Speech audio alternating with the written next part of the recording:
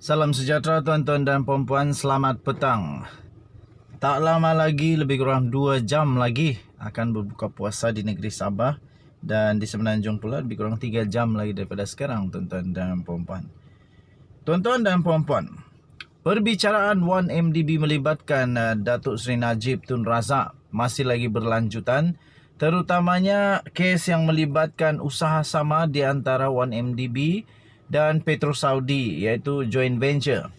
Tuan-tuan dan puan-puan, ada satu berita dokumen yang baru saja diterima yang pastinya akan menyebabkan Datuk Seri Najib Razak pening kepala dan mungkin beliau menyesal melakukan perkara ini. Pastinya beliau menyesal melakukan perkara ini kerana perkara ini dijadikan alasan mengapa terjadinya Petro Saudi joint venture dengan 1MDB. Walaupun pada dasarnya menurut saksi dia tak setuju dan ada keraguan, banyak syakwasangka, banyak keraguan, pertanyaan-pertanyaan yang boleh diutarakan berkaitan dengan tujuan tersebut. Tuan-tuan dan puan-puan, di mahkamah telah dilaporkan tuan-tuan dan puan-puan satu percubaan mengganggu laporan audit 1MDB, iaitu itulah perbicaraan kesnya, iaitu percubaan mengganggu laporan audit 1MDB. Panggilan telefon yang telah melancarkan Petro Saudi joint venture. Tuan-tuan dan puan-puan, walaupun ahli lembaga pengarah One Malaysia Development Berhad atau 1MDB berasa tidak selesa dan khawatir mengenai cadangan usaha sama dengan Petro Saudi Ltd kerana pengurusan tidak memberikan banyak butiran, bekas Perdana Menteri iaitu Datuk Seri Najib Tun Razak memberitahu pengerusi 1MDB ketika itu iaitu Tan Sri Muhammad Baqi Saleh untuk memberi tumpuan pada joint venture dan tidak terlalu mengambil berat tentang urus niaga lama yang telah menyebabkan syarikat itu kelihatan tidak berubah. Tuan-tuan dan puan-puan, malah Baqi berkata usaha sama itu tidak akan menjadi kenyataan sekiranya bukan kerana panggilan telefon antara pembiaya Loh Teck Joe dan Najib Razak sebelum mesyuarat lembaga pada 26 September 2009 yang lalu. Tuan-tuan dan puan-puan, ini fakta yang amat penting, fakta yang bukan dibuat-buat kerana sekali dengan tariknya ada. Bukan hanya sekadar ingat-ingat saja. Tetapi memang dikatakan di sana kerana panggilan telefon itu tidak akan, maafkan saya, panggilan telefon itulah yang menyebabkan ia menjadi kenyataan, iaitu joint venture itu. Panggilan telefon itu pula daripada Jolo dan Najib. Tuan-tuan dan puan-puan, panggilan telefon itu di telefon Jolo daripada Najib dan diserahkan kepada Baqi dan Baqi pula bercakap di telefon dengan Najib menggunakan telefon Jolo, tuan-tuan dan puan-puan. Memberi keterangan di hadapan Hakim Mahkamah Tinggi iaitu Muhammad Zaini Mazlan pada Jumaat lalu sebagai saksi pendakwaan yang ke-13, tuan-tuan dan puan-puan, dari dalam perbicaraan bersama Najib dan juga Ketua Pegawai Eksekutif 1MDB iaitu Arul Kandasamy berhubung dengan dakwaan telah mengganggu laporan audit 1MDB. Baqi menceritakan panggilan telefon kontroversi itu di mana selepas bercakap dengan Najib, Loh Teck Joe kemudian telah menyerahkan telefonnya kepada Baqi. Tuan-tuan dan puan-puan, Baqi telah memberi keterangan bahawa semasa panggilan itu, Najib telah mengarahkannya untuk mengukuhkan joint venture.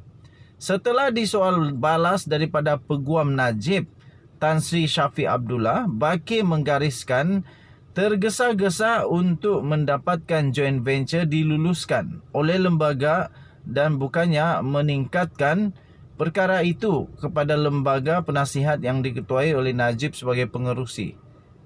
Tuan-tuan dan puan-puan, yang saya baca ini daripada DH Market.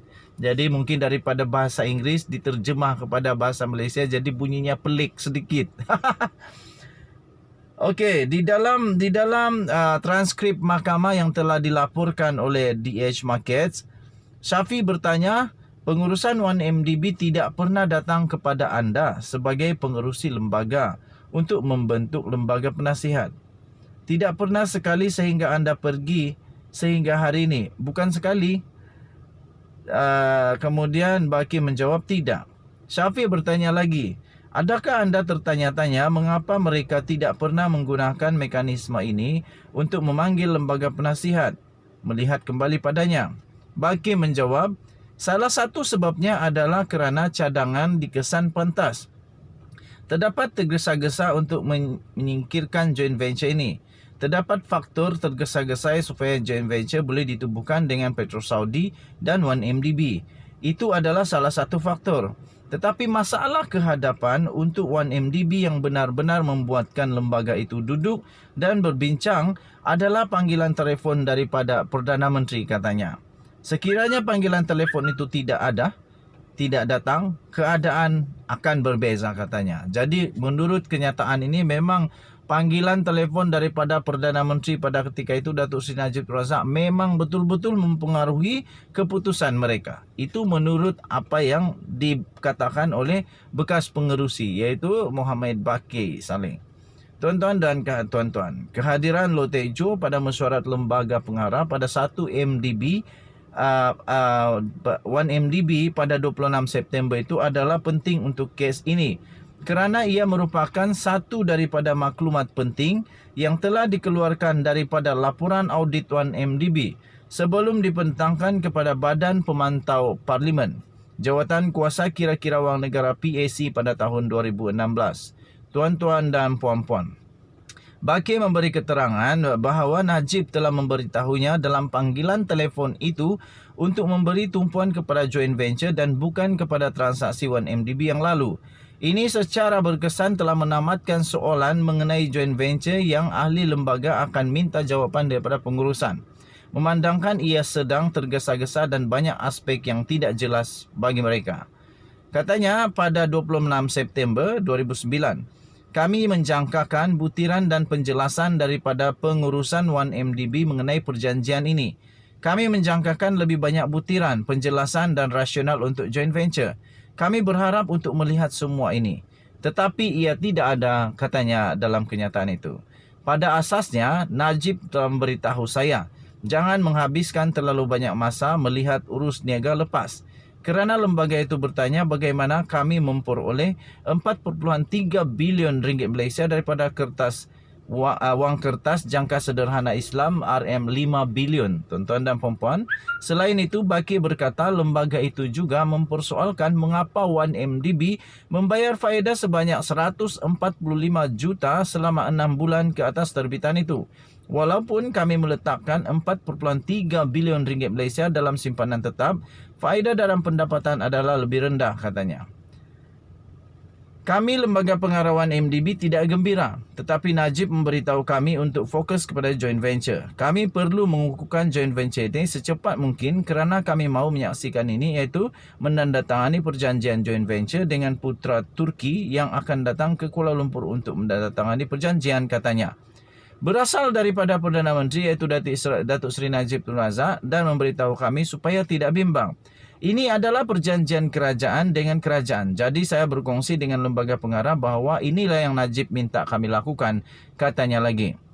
Najib adalah Perdana Menteri Malaysia dari April 2009 hingga Mei 2018. Sebelum menjadi Perdana Menteri, beliau adalah Timbalan Perdana Menteri dari 2004 hingga 2009 dan Menteri Pertahanan antara 1999 dan 2008. Baqi berkata beliau juga bertanya kepada Najib tentang Loh Teck Joe pada ketika itu. Tuan-tuan dan puan-puan, panjang lagi, saya akan bacakan bahagian kedua sebentar lagi. Jangan lupa tekan butang subscribe, like dan share. Tekan butang notifikasi untuk mendapatkan sambungan kepada berita ini. Kerana amat menarik, tuan-tuan dan puan-puan. Danyut Nadi, suara rakyat bergema di channel ini. Kita jumpa lagi, kita jaga kita. Selamat menyambut Good Friday, Jumaat Agung kepada semua masyarakat Kristian di seluruh Malaysia. Kita jumpa lagi, bye-bye.